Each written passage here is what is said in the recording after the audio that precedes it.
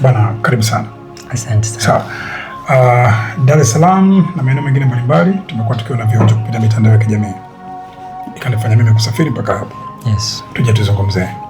Ipi ilikuwa idea ya Wakarimu Walk Together, na hii Wakarimu Walk Together ni nini? Wakarimu Walk Together ni matembezi ya hisani. Yes. Kilomita 194 kama ulivyosema mpaka 200. Moro da. Kutoka Morogoro kuelekea Dar es Salaam. Ambapo matembezi haya yana ujumbe mbili. Yes.